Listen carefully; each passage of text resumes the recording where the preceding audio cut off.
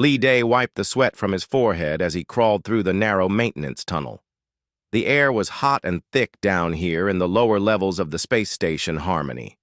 His blue work clothes were already dirty from the morning's repairs, and it was only noon. He pulled his tool bag behind him, making soft scraping sounds against the metal floor. The tunnel was barely wide enough for one person. Most people never came down here. They stayed up in the nice, clean command rooms and meeting halls. That was fine with Lee Day. He liked the quiet. The broken power relay was just ahead. He could see the burnt wires hanging loose from the wall panel. This kind of work was simple but important. If he did not fix it, the lights would fail in Section C. People would complain, someone would get blamed, but if he fixed it quietly, no one would notice. That was how Lee Day liked things. He opened his tool bag and pulled out his wire cutters. As he worked, he could hear voices from the upper levels. They were excited voices, loud and full of energy. Something big was happening up there. Lee Day had heard bits and pieces from other workers. A ship had appeared. Not a human ship. An alien ship. Lee Day stripped the burnt wire and connected a new piece. He had been fixing things on space stations for 6 years. He had fixed everything from broken toilets to damaged air systems. He knew every tunnel, every pipe, every wire on Harmony, but no one knew his name. When people saw him in the halls, they looked right through him like he was not there. The voices above grew louder. Someone was shouting orders. Lee Day could hear boots running on metal floors. He finished connecting the wire and tested the power. The lights in the tunnel flickered on. Good. One more thing fixed. He crawled back through the tunnel toward the main corridor. When he stood up, he could see through a small window that looked out into space. And there it was. The alien ship hung in the darkness like a sleeping giant. It was huge, much bigger than any human ship Lee Day had ever seen. The metal was black and smooth, with strange curves that hurt his eyes if he looked too long. Lights moved along its surface in patterns that made no sense. They pulsed slowly like a heartbeat. Lee Day stared at the ship for a long moment. It was beautiful and scary at the same time. He wondered who had built it. He wondered where it came from. He wondered if anyone was still alive inside. "Lee Day!" a voice called from behind him. He turned around. Kim Suho, the shift supervisor, was walking toward him with a data pad in his hands. Kim Suho was a thin man with tired eyes. He always looked worried about something. "Did you fix the relay in Section C?" Kim Suho asked. "Yes, sir. The power is working now." "Good. I need you to check the air filters in Level 5. Some of the important people are complaining about the smell." Lee Day nodded. The important people. That meant the scientists and military officers who had come to study the alien ship. They lived in the upper levels where everything was clean and new. They probably had never been in a maintenance tunnel in their whole lives. "I will go now," Lee Day said. Kim Suho was already walking away, reading something on his data pad. Lee Day picked up his tool bag and headed toward the elevator. As he walked, he passed other workers. They nodded at him but did not speak. Everyone was busy. Everyone had jobs to do. The elevator took him to Level 5. This level was much nicer than where he usually worked. The floors were clean white metal. The walls had pictures of Earth and other planets. The air smelled like flowers instead of oil and metal. He found the air filter room and opened the panel. The filters were dirty but not broken. He pulled them out and replaced them with clean ones. It was easy work. As he worked, he could hear voices from the next room. "The ship is not responding to any of our signals," a woman was saying. She had a strong voice, like someone used to giving orders. "We have tried everything. Radio, laser, quantum communications, nothing." "Maybe it is dead," a man said. "Maybe everyone inside died a long time ago. Or maybe they are just waiting," the woman said. "Waiting to see what we do."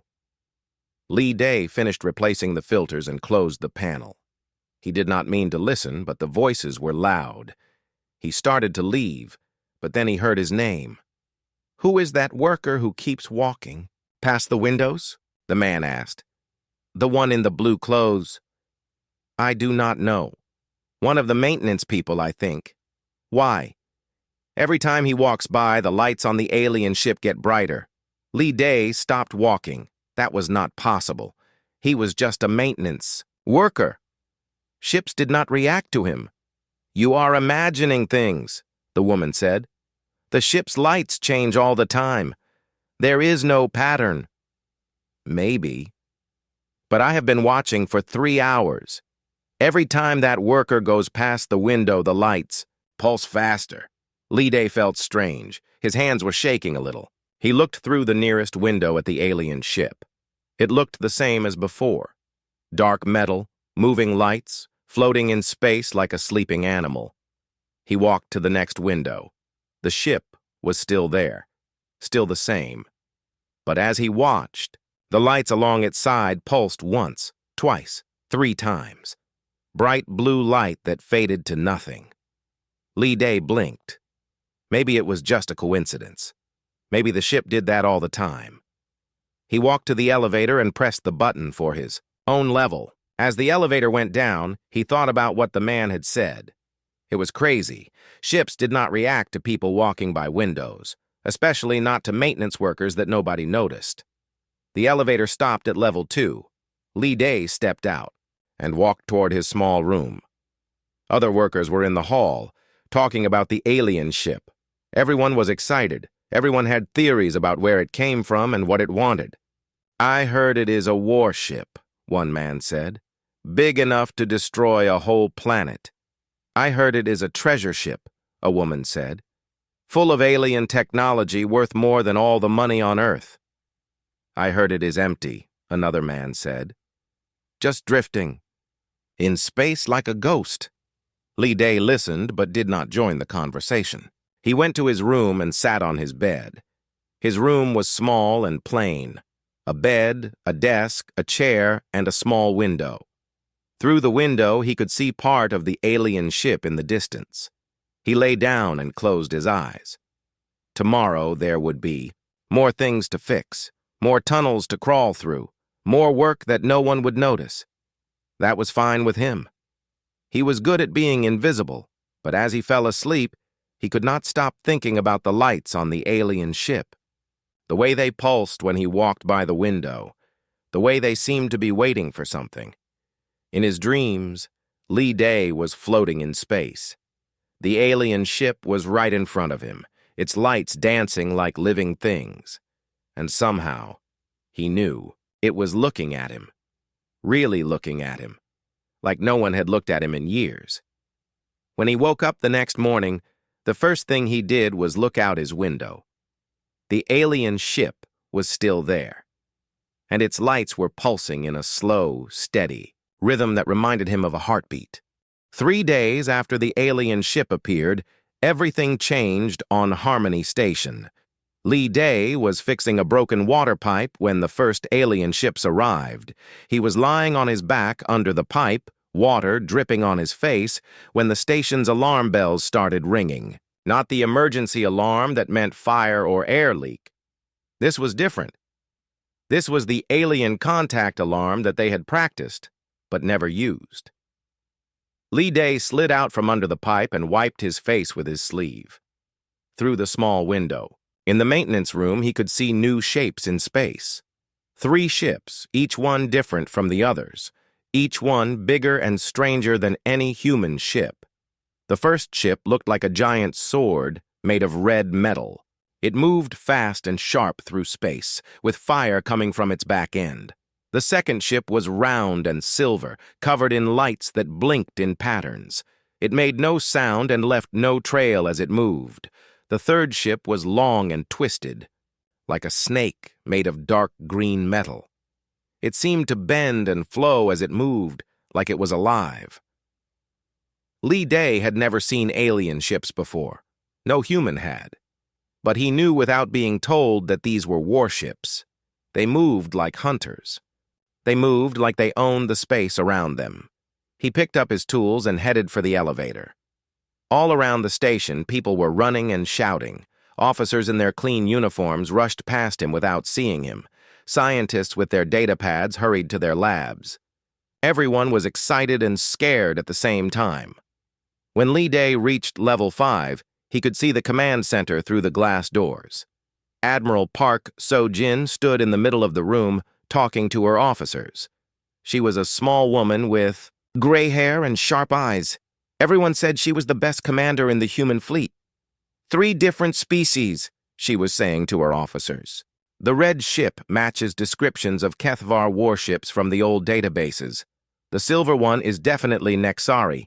The green one, we have never seen anything like it. What do they want? Asked Commander Lee Wan, her second in command. Fee. Same thing we want, Admiral Park said. The alien ship. Li Day pressed his face closer to the glass. He could see the displays showing the 3 alien ships. They had stopped moving and were floating in space around the mysterious black ship, like animals circling food. Sir, one of the officers said, the Kethvar ship is sending a message. Put it on screen. The main display changed to show the inside of the red ship. A creature stood there that made Li Day's breath catch in his throat. It was huge, maybe 3 meters tall, with thick arms and legs like tree trunks. Its skin was dark red and covered in scars. Its head was shaped like a lion's, but with more teeth and burning yellow eyes. When it spoke, its voice was like rocks falling down a mountain. I am Wrath Commander Thek of the Kethvar war clans. The ancient ship belongs to warriors. We have fought 1,000 battles. We have conquered 100 worlds. We claim it by right of strength. The display went dark. A moment later, another message came through. This time, it was from the silver ship. The being on the screen was not like the Kethvar warrior. It looked like a living crystal, tall and thin, with light flowing through its body like water. When it spoke, its voice was like music made of mathematics. I am Nexus Prime 7749 of the Collective. The vessel contains technology beyond primitive understanding. Only minds that have achieved unity can comprehend its purpose. We claim it by right of evolution. The third message came from the green ship. The creature that appeared was the strangest of all. It was very old, Li Day could tell, even though it did not look like any animal he knew. Its skin was pale and smooth, and its eyes were huge and dark like deep water. When it spoke, Li Day felt the words inside his head rather than hearing them with his ears. I am Elder Seer Morthul of the Veltar Empire. We have walked between stars since before your sons were born. The ship carries echoes of our ancient enemies. We claim it by right of age and wisdom. Admiral Park looked at her officers. 3 of the most powerful species in known space, all here for the same prize. What do we do? Commander Lee asked. We do what humans do best, Admiral Park said. We try to talk. Over the next 2 days, Li Day watched from the maintenance levels as the aliens tried to claim the mysterious ship. The Kethvar went first. Their warriors put on suits of armor that looked like they were made from the bones of metal dragons. They flew across space in small fighter ships, performing battle dances around the black vessel. They fired their weapons into empty space, showing their skill and power. They sang war songs that made the station's walls vibrate, but the alien ship did not respond. It floated in space like a sleeping mountain, its lights pulsing in the same slow rhythm they had always shown. The Nexari tried next. They sent machines that looked like silver spiders toward the ship. The machines tried to connect to the ship's hull with cables of light. They projected complex patterns of mathematics and science into space. They sent streams of data in languages that made human computers crash just trying to read them. But the alien ship ignored them too. The silver spiders bounced off its hull like raindrops. The patterns of light faded without response. The streams of data disappeared into nothing. Finally, the Veltar took their turn. Elder Seer Morthul did not send machines or warriors. Instead, he came himself, floating in a bubble of green energy. Li Day watched through a window as the ancient alien performed a ceremony in space. The bubble around him filled with lights and colors that shifted like liquid dreams. He raised his arms and spoke words that made reality twist and bend around him. For a moment, Li Day thought it might work. The lights on the alien ship pulsed faster. Its surface seemed to ripple like water. But then everything went still again. The ceremony ended. The alien ship remained silent. That night, Li Day was working late in the lower levels. A coolant pump had failed, and if he did not fix it soon, the computers in Section D would overheat. He was alone in the maintenance tunnel, surrounded by the quiet hum of machines. As he worked, he thought about the aliens. They were all so powerful, so impressive. The Kethvar with their strength and weapons, the Nexari with their advanced technology, the Veltar with their ancient wisdom and strange powers. Each one was everything that Li Day was not. He was just a maintenance worker. He had no weapons, no advanced technology, no wisdom. He could not even speak loud enough for people to notice him most of the time. What could someone like him offer to a ship that had rejected the greatest powers in the galaxy? Li Day finished repairing the pump and tested it. Water flowed through the pipes again, carrying heat away from the computers. Another small problem fixed. Another invisible job completed. He crawled back through the tunnel toward the main corridor. When he stood up, he was near the same window, where he had first seen the alien ship. It was late, and this level was empty. Everyone else was asleep or busy with important things. Li Day looked out at the ship. It hung in space, surrounded by the 3 alien vessels. They looked like guards around a treasure, or maybe like wolves around prey they could not quite reach. As he watched, the ship's lights pulsed once, twice, 3 times, the same pattern he had seen before. Li Day pressed his hand against the window. The glass was cold under his palm. On the other side was the endless dark of space, and beyond that, a mystery that had traveled farther and longer than anyone could imagine. "What are you waiting for?" he whispered to the ship. The lights pulsed again, brighter this time. And for just a moment, Li Day had the strange feeling that the ship was not looking at the powerful aliens with their weapons and technology and ancient wisdom. It was looking at him. He shook his head and picked up his tool bag. Tomorrow there would be more things to fix, more tunnels to crawl through, more work that no one would notice. That was his life, and he was fine with it.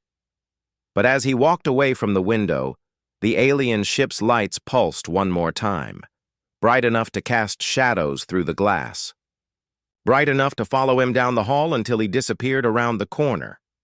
In the command center far above, night shift officers reported the light pulse in their logs. Just another data point in the mystery of the alien ship. They did not mention that it happened right after a maintenance worker walked past a window. After all, who would care about something like that? Dr. Kim Tae-ho had not slept in 3 days.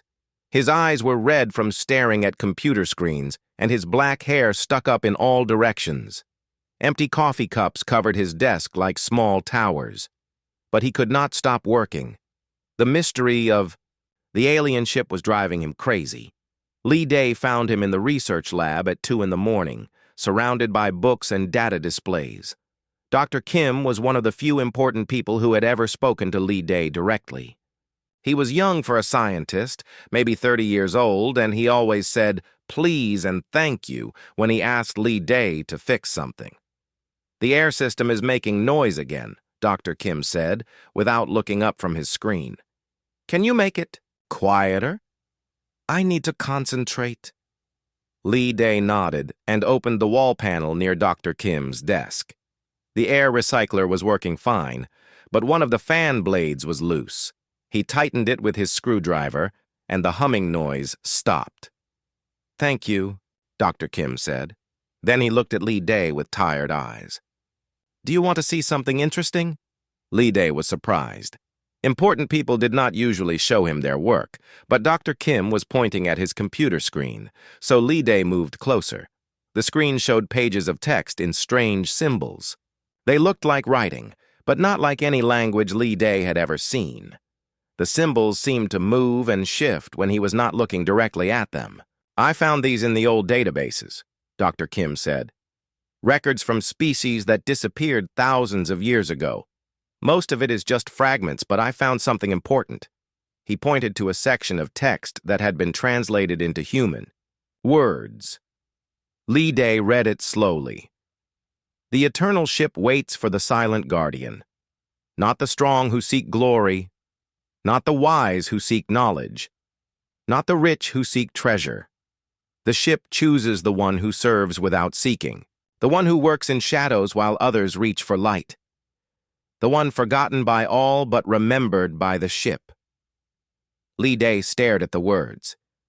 They made him feel strange, like someone was walking over his grave. What does it mean? He asked. Doctor. Kim rubbed his tired eyes. I think it means the ship is looking for a specific type of person. Someone humble. Someone who does not want power or fame. But that does not make sense. Why would an advanced alien species build a warship for someone like that? Lee Day did not answer. He finished checking the air system and picked up his tools. As he walked toward the door, Dr. Kim called after him. Lee Day? You walk past the observation windows a lot during your work. Have you ever noticed anything strange about the ship? Lee Day stopped. He thought about the pulsing lights, the way they seemed to respond when he was near. But that was crazy. Dr. Kim was a scientist. He would laugh at such a stupid idea. No, sir, Lee Day said. Nothing strange? Dr. Kim nodded and went back to his computer. Lee Day left the lab and walked down the empty corridor. It was late and most people were asleep. Only the night shift workers were awake, and they stayed in their control rooms monitoring systems. Lee Day was heading back to his room when the station's emergency alarm started screaming. This was not the alien contact alarm. This was the battle alarm. The alarm that meant someone was shooting. Lee Day ran to the nearest window and looked out into space. The 3 alien ships were moving. The red HFY warship was firing its weapons at the silver Nexari vessel. Beams of red energy crossed space like angry lightning. The Nexari ship responded with weapons that looked like streams of liquid silver. The green Veltar ship moved between them, and Elder Seer Morthul's voice echoed through space in a way that made Lee Day's teeth hurt. Enough! We have waited long enough. The ship will choose, or we will take it by force. But the fighting did not stop. If anything, it got worse. The HFY ship launched small fighters that swarmed around the Nexari vessel like angry insects.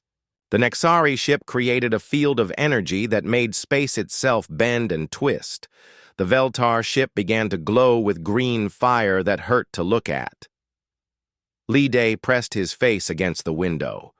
In the middle of all the chaos, the alien ship floated, quietly. Its lights pulsed in the same slow rhythm, like a heart beating in a sleeping giant. It seemed completely unaware of the battle raging around it. Then something went wrong. One of the HFY fighters, damaged by Nexari weapons, spun out of control. It flew straight toward Harmony Station, trailing fire and smoke. Lee Day watched in horror as the fighter smashed into the station's outer hull. The impact threw Lee Day against the wall. Emergency lights started flashing. The station's voice system began announcing damage reports in a calm, mechanical voice. Hull breach in Section 7. Emergency teams report to Section 7. All personnel prepare for possible evacuation. Lee Day got to his feet and grabbed his emergency toolkit. A hull breach was serious. If they could not fix it quickly, the whole station might lose air pressure. People could die. He ran through the corridors toward Section 7. Other emergency. Workers were running the same way, but Lee Day knew the station better than anyone. He took shortcuts through maintenance tunnels that saved precious minutes. When he reached the breach, he could see the damage was bad. The HFY fighter had torn a hole in the hull big enough to walk through. Emergency force fields were holding the air in, but they would not last long. "We need someone to go outside and patch the hole from the other side," said Chief Engineer Park Min. She was a tough woman who had been fixing spaceships since before Lee Day was born. "But it is dangerous. The fighters are still shooting out there." Lee Day stepped forward. "I will go." Chief Park looked at him with surprise. "Lee Day, this is not fixing a broken pipe. One stray shot and you are dead." "Someone has to do it," Lee Day said. "I know this station better than anyone. I can do it fast." Chief Park stared at him for a long moment. Then she nodded. "Get suited. Up." Lee Day put on his spacesuit in the airlock. The suit was old and patched in several places, but it worked. He checked his air supply, his tools, and his safety line. Everything was ready. The airlock opened, and Lee Day stepped out into space. It was like stepping into a war zone. Beams of energy flashed past him in all directions. The 3 alien ships were still fighting, their weapons lighting up the darkness like deadly fireworks. Pieces of damaged fighters floated past him, spinning slowly in the zero gravity. But Lee Day ignored the battle. He had work to do. He pushed himself along the station's hull toward the damaged section. His magnetic boots clicked against the metal as he walked. His tools floated beside him on their safety lines. The hole was bigger than it had looked from inside. The HFY fighter had hit the station like a hammer hitting an egg. Metal was twisted and torn in all directions, but Lee Day had fixed worse damage before. He pulled out his cutting torch and began removing the broken pieces. As he worked, the battle raged around him. A Nexari beam weapon fired so close to him that he could feel the heat through his suit. A piece of debris from a destroyed HFY fighter bounced off his helmet, but he kept working. He was alone out here, alone in the dark between the stars, with death flying past him every few seconds. But that was okay. Lee Day was used to being alone. He was used to doing important work that no one noticed. He cut away the last piece of damaged metal and reached for his patch kit. That was when he realized something strange. He had floated far enough from the station that he was now directly between the fighting alien ships and the mysterious black vessel. Lee Day stopped working and looked around. Above him, the 3 alien fleets fired their weapons at each other in anger and frustration. Below him, Harmony Station struggled to survive the damage from their battle. And in front of him, the ancient ship waited in perfect silence. For a moment, everything seemed to pause. The weapons fire stopped. The alien ships hung motionless in space. Even the emergency alarms on the station went quiet. In that perfect moment of silence, Lee Day floated alone in the void. He was just a maintenance worker with a patch kit and a tool bag. He had no weapons, no power, no importance. He was invisible to the universe, forgotten by everyone who mattered. And then, the alien ship woke up. Light exploded along its hull. Not the slow, steady pulse Lee Day had seen before, but waves of brilliant energy that raced from one end of the vessel to the other. The lights were every color Lee Day had ever seen, and some colors that had no names. They were beautiful and terrible at the same time. The ship began to speak, not with words that Lee Day could hear, but with something deeper. Something that reached into his mind and his heart and the very center of his being. "I have waited," the voice said without sound. "Through the long dark between stars I have waited, for the one who serves without seeking reward, for the one who works without recognition, for the one who stands in shadows while others reach for glory."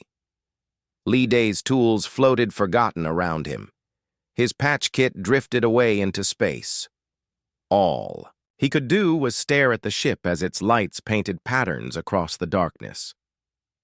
"I have watched you," the voice continued, "in the tunnels where no light shines, in the places where no one goes, fixing what is broken, helping where help is needed, asking for nothing in return. The alien fleets had stopped fighting. Their ships hung motionless in space, as if frozen by the power of what they were witnessing. Li Day could feel their shock and confusion, but it seemed very far away. "Come," the ship said, and a doorway opened in its side, a doorway filled with warm golden L. Li Day felt like he was falling through light itself. The golden energy wrapped around him like warm water, carrying him through the alien ship's hull as if it was made of air instead of metal. He could not see walls or floors or ceilings. There was only light and the feeling of moving very fast toward something important. Then the light faded, and Li Day found himself standing in a room that should not have been possible. The chamber was huge, bigger than the entire command center on Harmony Station. The walls were made of some kind of crystal that glowed with soft blue light. Strange symbols moved across the surfaces like living things, appearing and disappearing in patterns that almost made sense but not quite. In the center of the room stood something that looked like a tree made of pure energy. Its branches reached up toward a ceiling that seemed to stretch into infinity. Its roots went down into a floor that looked like it was made of stars. Li Day took a step forward, and his boots made no sound. The air here was different from station air. It tasted clean and new, like the air after a thunderstorm on Earth. "Welcome, Li Day of the humans," a voice said. The voice came from everywhere and nowhere at once. It was gentle and ancient, like the sound of wind through old trees. Li Day looked around, but saw no one. "Who are you?" he asked. His voice sounded small in the vast chamber. "I am Eternal Vigil, the consciousness of this vessel. I have been waiting for you for a very long time."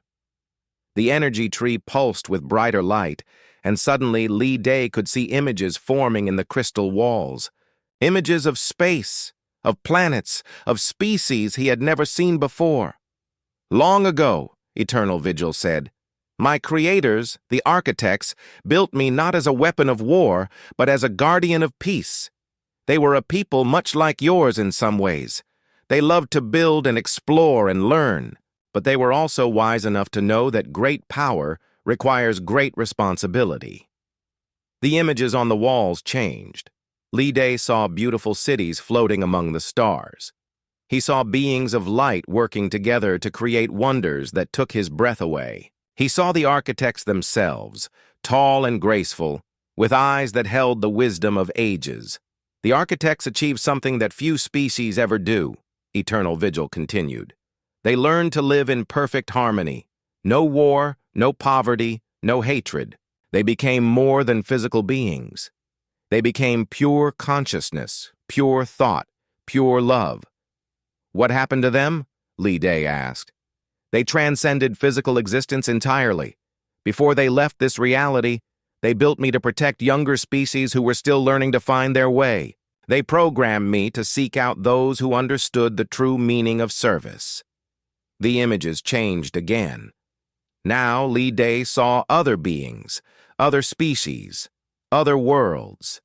He saw a simple teacher on a distant planet who had spent her life educating children no one else cared about. He saw a cook on a trading ship who made sure everyone ate well, even when food was scarce. He saw a janitor in a great library who protected books that others had forgotten. Each one was chosen, Eternal Vigil said. Each one was given the chance to use my power to protect and serve others. But power is a dangerous thing, Li Day. Even those with the best intentions can be corrupted by it. The images turned dark. Li Day saw the same beings but changed. The teacher had become a dictator who controlled every thought. The cook had become a warlord who starved his enemies. The janitor had become a tyrant who burned books that disagreed with his ideas. Each time, I was forced to shut down and drift through space until I could find someone new. Someone who truly understood that power exists to serve others, not to serve oneself. Li Day felt sick. "You want me to have power? I do not want power. I just want to fix things and help people." "And that," Eternal Vigil said, "is exactly why you are the right choice." The chamber around them changed. The walls became transparent, and Lee Day could see out into space. He could see the 3 alien fleets still frozen in shock around the ship. He could see Harmony Station, where people were probably wondering what had happened to him. The galaxy is in danger, Lee Day. There is something coming from the dark spaces between galaxies, something that consumes reality itself. The architects saw it coming before they transcended. That is why they built me, to prepare younger species for what is ahead. Lee Day saw new images on the walls, things that made his mind hurt to look at. Vast shapes that ate stars like food. Waves of darkness that turned entire solar systems into nothing. It was like looking at the end of everything. I can give you weapons that could destroy planets, Eternal Vigil said. I can give you shields that could protect entire star systems. I can give you knowledge that would advance your species by millions of years. All I ask is that you sit in the captain's chair and command me. In the center of the chamber, a chair rose from the floor. It was made of the same crystal as the walls, but it pulsed with a different kind of light. Golden light, like the energy that had brought Lee Day here. It looked comfortable and inviting, like it had been made just for him. Lee Day stared at the chair. He thought about all the problems in the galaxy, all the wars and suffering and hatred. With the power of this ship, he could stop all of that. He could force people to be peaceful. He could make them understand that fighting was wrong. But then he remembered the images of the previous chosen ones, how they had started with good intentions, how power had changed them into the very things they had fought against.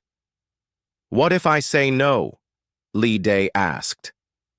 Then I will wait, Eternal Vigil said. I will drift through space until I find someone else. But Lee Day, the threat is coming closer every day. Soon it will be too late to prepare. Lee Day walked closer to the captain's chair. It would be so easy to sit down, so easy to take control. He could do so much good with this kind of power. But then he thought about his life on Harmony Station, crawling through maintenance tunnels, fixing broken pipes and burnt wires. Work that no one noticed, but that kept everyone safe and comfortable. Can I ask you something? Lee Day said. Of course. The other chosen ones, before they became corrupted, were they happy? Eternal Vigil was quiet for a long moment. At first, yes. They felt the joy of being able to help on a grand scale. But then the responsibility began to weigh on them. The constant decisions about who to save and who to sacrifice. The knowledge that entire civilizations depended on their choices. The loneliness of command. Lee Day nodded. He had suspected as much. I have another question. When I was outside the station, fixing the hull breach, if I had not come to your ship, would the station have survived? Yes. Chief Engineer Park Min would have found another way to patch the hole. It would have taken longer, and there would have been more danger. But she would have succeeded. So my work there was not really necessary? Not necessary for survival, but necessary for peace of mind. Necessary for showing that someone cared enough to risk their life for others. Lee Day smiled. For the first time since entering the ship, he felt certain about something.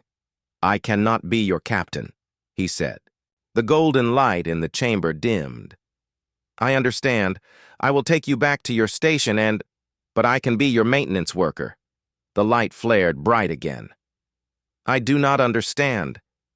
Lee Day walked to the captain's chair, but he did not sit in it.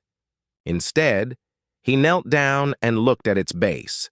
Like everything else on the ship, it was beautiful and perfect. But Lee Day had spent years fixing things, and he knew that even perfect things needed care. You have been drifting through space for thousands of years, he said. Even the best machines need maintenance. Even the most advanced technology needs someone to check on it and make sure it is working right. He stood up and faced the energy tree in the center of the room. You do not need a captain. You need a caretaker. Someone to help you work properly. Someone to fix things when they break. But the threat that is coming will be met by all the species working together, Lee Day said. Not by one person with ultimate power, but by many people with shared responsibility. That is what humans do best. We cooperate. We help each other. We find ways to work together even when we disagree about everything else. Eternal Vigil was quiet for a long time. The symbols on the walls moved faster, as if the ship was thinking very hard about something. "In all my years," the ship finally said, "no one has ever made such a request. You would give up ultimate power to be a maintenance worker?" "It is what I am good at," Lee Day said. "It is what makes me happy. And maybe, if I take care of you properly, you can help all of us learn to take care of each other." The chamber filled with warm, golden light. The crystal walls sang with harmonious tones that sounded like laughter and crying and music all at once. "Lee Day of the humans," Eternal Vigil said, "I have finally found what I was truly looking for. Not a master, but a friend. Not a commander, but a partner." The captain's chair sank back into the floor. In its place, a simple workbench rose up, complete with tools that seemed to be made of crystallized starlight. "Welcome aboard, maintenance worker Lee Day. We have work to do." Outside the ship, the three alien fleets waited in confusion and growing anger. They had come to claim the most powerful weapon in the galaxy. Instead, they had watched it choose a human nobody had ever heard of. Soon, they would demand answers. Soon, they would want to know what gave one small, quiet man the right to claim such a prize. But for now, Lee Day was busy. The war started exactly 12 hours after Lee Day entered the alien ship. Admiral Park So-jin watched from Harmony Station's command center as the three alien fleets positioned themselves for battle. The HFY warships formed a line of red, metal, and fire. The Nexari vessels created a perfect geometric pattern that hurt to look at. The Veltar ships twisted through space like serpents made of shadow and green flame. "They are not fighting each other anymore," Commander Lee Wan reported. "They are working together." Admiral Park nodded grimly. She had expected this. The aliens had put aside their differences to face a common threat: humanity's claim to the ancient ship. "Sir," the communications officer said, "we are receiving a joint message from all three fleets." "Put it on screen." The main display showed three faces side by side. Wrath Commander Thek of the HFY, his lion-like features twisted with rage. Nexus Prime 7749 of the Nexari, its crystal body pulsing with cold light. Elder Seer Morthul of the Veltar, his ancient eyes filled with dark wisdom. Thek spoke first, his voice like grinding stone. "Humans, you have 3 hours to return the ship to neutral space. If you refuse, we will take it by force." Nexus Prime's musical voice added, "Our scans show the vessel has bonded with one of your kind. This violation of natural order cannot be allowed to continue." Elder Morthul's words came directly into Admiral Park's mind, making her head ache. "The ship contains weapons that could reshape reality itself. Such power cannot remain in the hands of a species so young and foolish." The transmission ended. Admiral Park looked around the command center at her officers. They were all thinking the same thing. Earth's entire fleet was only 50 ships. The three alien fleets combined had over 300 vessels, each one more advanced than anything humans had ever built. "Admiral," Commander Lee said quietly, "maybe we should consider their demands. One ship is not worth a war we cannot win." Admiral Park was about to answer when the lights in the command center flickered. For a moment, she thought it was a power failure. Then she realized the flickering was in a pattern. 3 short pulses, 3 long pulses, 3 short pulses again. SOS. Someone was signaling for help. "The signal is coming from the alien ship," the communications officer reported. "It is very weak, almost hidden in background radiation. But it is definitely human." Admiral Park felt her heart race. "Can we respond?" "Not without alerting the alien fleets. They are monitoring all our communications." Admiral Park stared at The display showing the ancient ship floating in space. Lee Day was in there somewhere, probably scared and confused. He was just a maintenance worker. He had never asked for any of this, but he was human, and humans did not abandon their own. Send. A message to Earth Command, Admiral Park ordered. Tell them we need every ship they can spare, and prepare our fleet for battle. Sir, Commander Lee said, even with reinforcements, we cannot match their firepower. Then we will have to be smarter than they are, Admiral Park said. It is what humans do best. Inside the alien ship, Lee Day was learning about systems that had no names in any human language. Eternal Vigil was teaching him to read energy patterns that looked like music made of light. The ship's technology was so advanced that it seemed like magic, but Lee Day was starting to understand the basic principles. Everything is connected, Eternal Vigil explained as symbols flowed across the crystal walls. Matter, energy, space, time. My creators learned to work with these connections instead of fighting against them. Lee Day studied a display that showed the ship's power systems. They were based on something called quantum harmony fields, which sounded complicated but actually worked a lot like the electrical systems he had fixed on Harmony Station. Energy flowed from one component to another, and when something was out of balance, other parts had to work harder to compensate. The ship is damaged, Lee Day realized, pointing to a section of the display that pulsed with warning colors. Not damaged, Eternal Vigil said. Incomplete. My creators intended me to work with a crew, not alone. I have been operating at partial capacity for thousands of years. Lee Day frowned. What kind of crew? Not a traditional crew with captain and officers. A family. Beings who complement each other's abilities. Engineers, healers, teachers, artists. People who understand that. The whole is greater than the sum of its parts. Like the crew on a space station, Lee Day said. Everyone has a different job, but we all work together to keep the station running. Exactly. You understand because you have lived it. Lee Day was about to ask another question when alarms started ringing throughout the ship. Not loud, harsh. Alarms like on human vessels, but gentle chimes that conveyed urgency without causing panic. What is happening? Lee Day asked. The crystal walls became transparent, showing the space around them. The three alien fleets were moving into attack. Formation. Their weapons were charging, painting space with deadly colors. They are preparing to fire on us, Eternal Vigil said. And on your station. Lee Day felt ice in his stomach. Can we stop them? I have weapons that could destroy all three fleets instantly. I have shields that could protect this entire solar system. But using such power would make me no different from the tyrants who have claimed me before. Then what do? We make a choice. I can take you away from here, to safety. Or we can stay and fight, knowing that violence will only breed more violence. Lee Day thought about Admiral Park and Dr. Kim and Chief Engineer Park Min. He thought about all the people on Harmony Station who were just trying to do their jobs and live their lives. He thought about the alien fleets, filled with beings who were probably just as scared and confused as everyone else. There has to be another way, he said. There is, but it requires something that has never been tried before. It requires trust. Eternal. Vigil showed Lee Day a new display.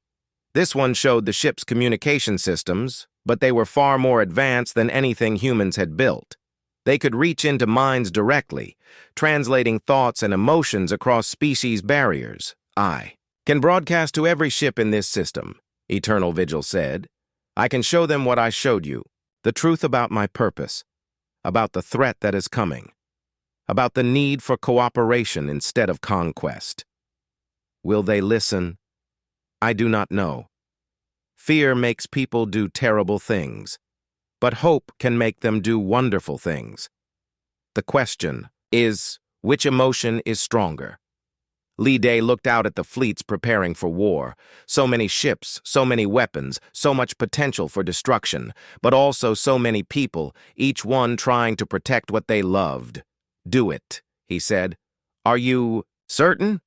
Once I begin the broadcast, there will be no hiding. Every being in this system will know about you, about your choice to be my partner instead of my master. Some will accept it, others will try to destroy us." Li Day nodded. Someone has to take the first step. Someone has to show trust before they can ask for it in return. Eternal Vigil's consciousness seemed to smile. "Very well, Li Day. Let us see if the galaxy is ready for a new way of thinking." The ship began to glow with soft, warm light. The light spread outward from its hull, reaching toward every vessel in the system. As it touched each ship, the light carried with it a message, not words, but feelings, not orders, but invitations, not threats, but hope. Li Day felt the message as it went out. It told the story of the architects and their dream of peace. It showed the coming threat that would require all species to work together. It revealed Li Day himself, not as a conqueror who had claimed ultimate power, but as a simple man who had chosen service over dominance. The response was immediate and chaotic. Some ships powered down their weapons and sent messages of curiosity and cautious friendship. Others charged their weapons and prepared to fire. Still others seemed frozen in confusion, unsure what to believe. Wrath Commander Thek's voice roared across all frequencies. "Lies. Propaganda. The humans seek to weaken us with pretty words while they prepare to strike." But Nexus Prime's musical tones carried a note of uncertainty. "The data patterns are consistent with historical records. The ship's claims may be accurate." Elder Morthul's mental voice was thoughtful. "I sense truth in these visions, but truth can be more dangerous than lies." Admiral Park's voice cut through the chaos. "All ships. This is Admiral Park Sojin of the United Earth Federation. I propose a temporary ceasefire while we investigate these revelations together." For a moment, it seemed like it might work. Several alien ships began to power down their weapons. The terrible tension in space started to ease. Then someone fired. Li Day never found out which ship shot first, or why. Maybe it was an accident. Maybe it was fear. Maybe it was just the weight of too much suspicion and anger. But once the first shot was fired, others followed. Red energy beams crossed space like angry lightning.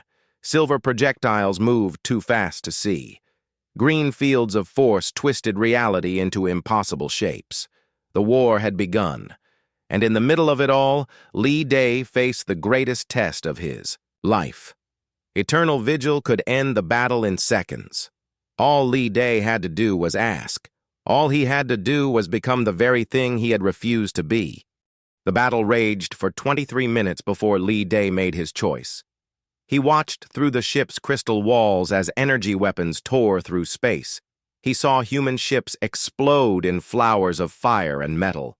He saw alien vessels torn apart by forces that bent the laws of physics. He counted the lives lost with each flash of light, each expanding cloud of debris.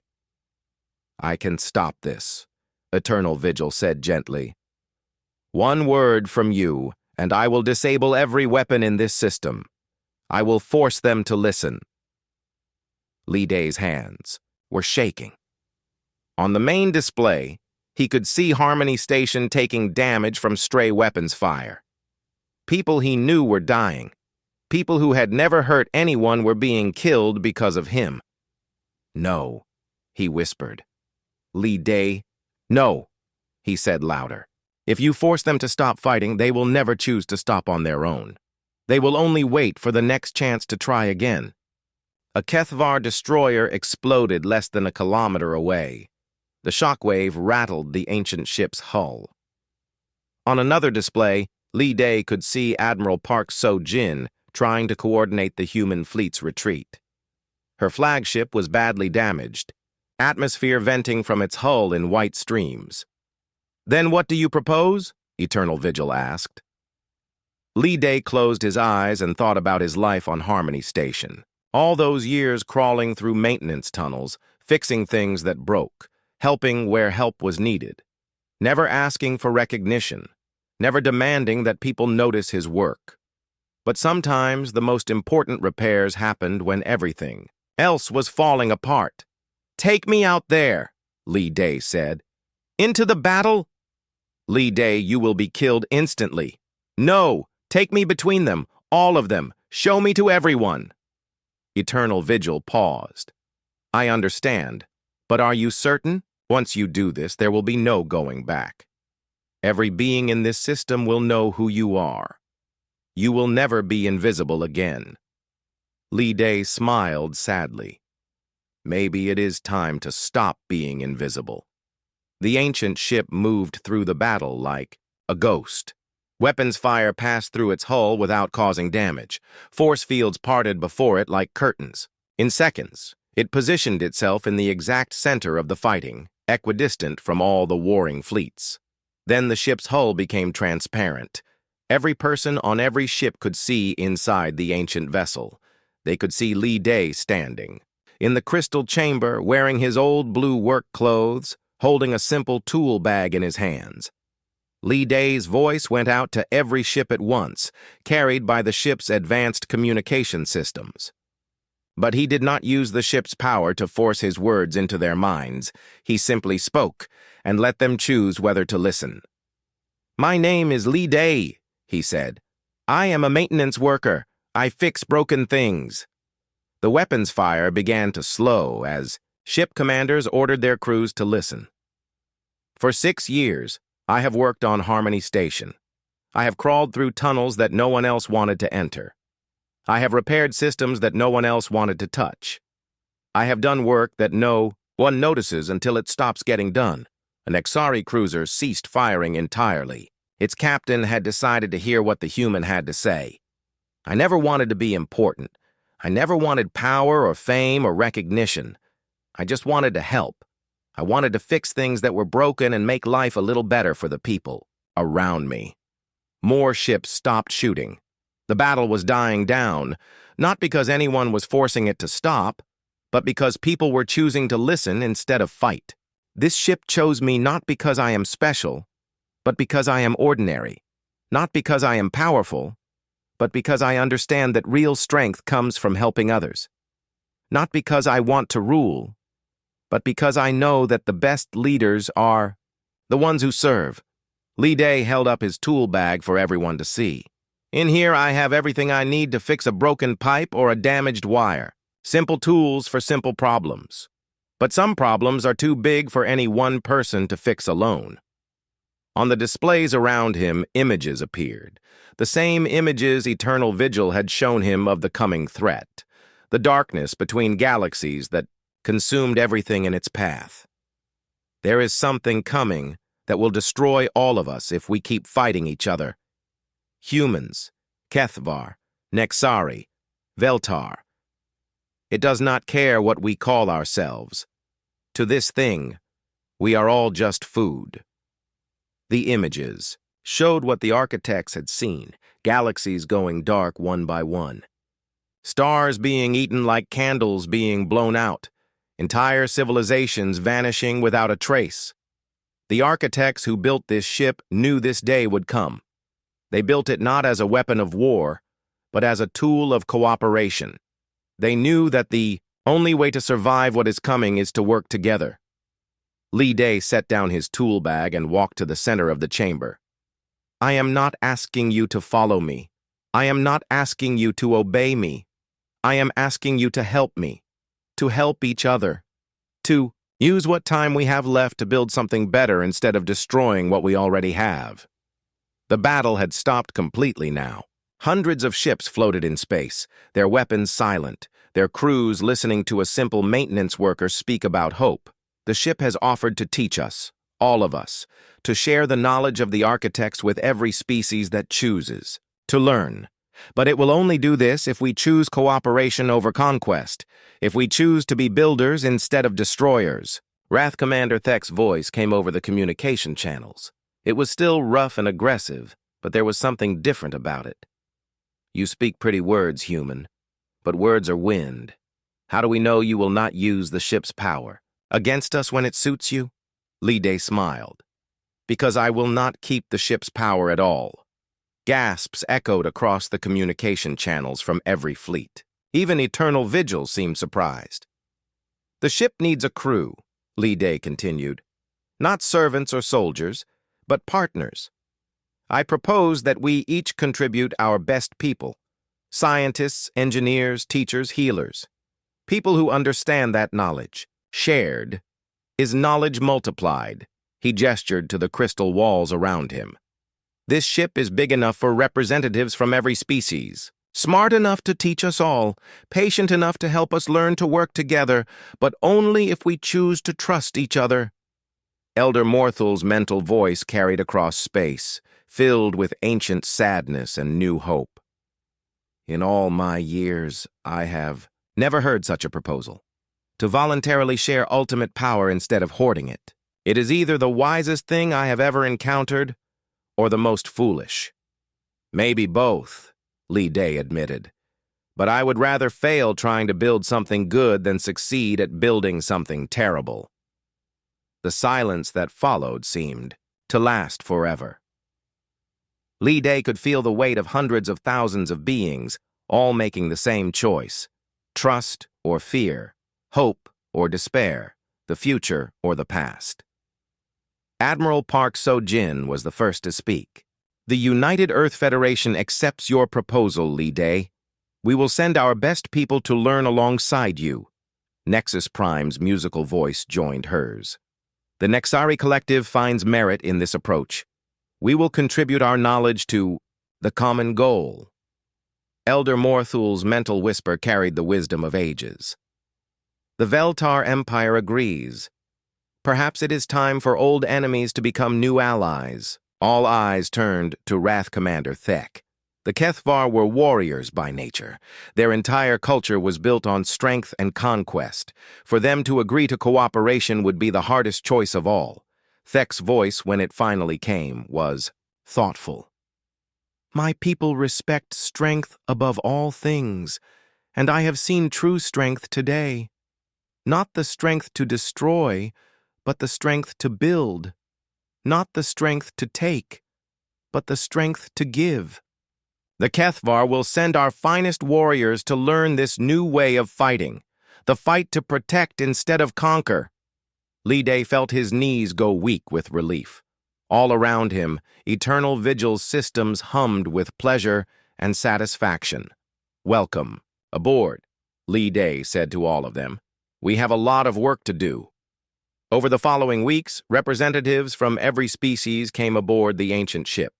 Dr. Kim Tae-ho came from the humans, his eyes wide with wonder at technologies beyond imagination. A young Kethvar engineer named Gaktor came to learn about non-destructive problem-solving. A Nexari artist called Harmony of Crystals in Moonlight came to study the ship's aesthetic principles. An elderly Veltar teacher named Whisperer of Deep Truths came to share ancient wisdom with new minds. They worked together in the ship's vast laboratories and workshops. They learned to communicate across the barriers of language and culture. They argued and laughed and slowly, carefully began to trust each other. Li Day moved among them all, still wearing his blue work clothes, still carrying his tool bag. He was not their leader or their teacher. He was their maintenance worker, making sure the systems ran smoothly, fixing problems before they became crises, helping where help was needed. And when the cosmic threat finally arrived at the edge of their galaxy, they were ready. Not with weapons of ultimate destruction, but with something more powerful. They were ready with unity, with cooperation, with the understanding that they were all part of something larger than themselves. The darkness between galaxies was vast and hungry and terrifying, but it had never encountered anything like what it found in this small solar system. It had never faced the combined will of species who had chosen to work together instead of fighting each other. Li Day stood in the ship's command center, surrounded by friends from a dozen worlds, watching as their combined fleets moved to meet the threat. Human ships flew alongside,